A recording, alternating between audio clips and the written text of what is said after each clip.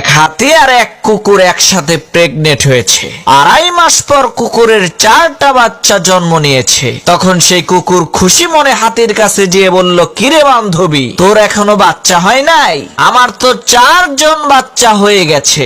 হাতি বলল, আমারটা হয় নাই, সামনে হবে ইনশাআল্লাহ। তখন সেই কুকুর চলে গেল। 3 মাস পর আবার এসে হাতিকে বলল, বান্ধবী, আমার তো আবার 4টা বাচ্চা জন্ম নিয়েছে, তোর বাচ্চার খবর কি?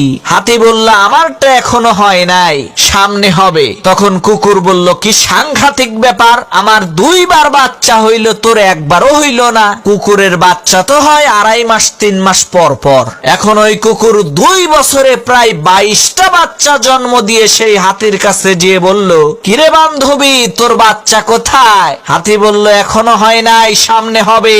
তখন সেই কুকুর রাগান্বিত কণ্ঠে বলে উঠল, আরে রাগ তোর, সামনে হবে, সামনে হবে। আমার আজ তো 2টা ফুটবল খেলার টিম হয়ে গেছে, আর তোর এখনো একটাই হয় না। আমাকে সত্যি করে বলতো, তুই কি আসলেও প্রেগনেন্ট?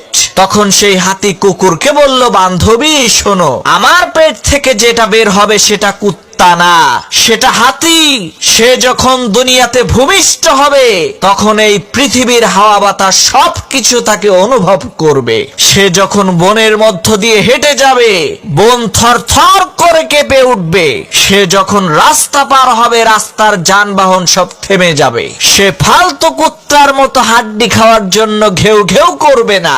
প্রিয় ভাইরা, ঠিক একই ভাবে আপনার কাছেও লোকজন আসবে, কিরে এখনো তোর চাকরি হয় নাই, তোর এইটা হয় নাই, ওইটা হয় নাই, আমার তো হয়ে গেছে। তখন আপনি নিজেকে তার সাথে তুলনা করতে যাবেন না, হাই হুতাশ করবেন না, বলে দেবেন আমারটা কুত্তার বাচ্চা না যে 2 মাসেই হয়ে যাবে, আমারটা হাতির বাচ্চা, হইতে একটু সময় লাগবে, ওয়েট কর, সামনে দেখতে পাবি।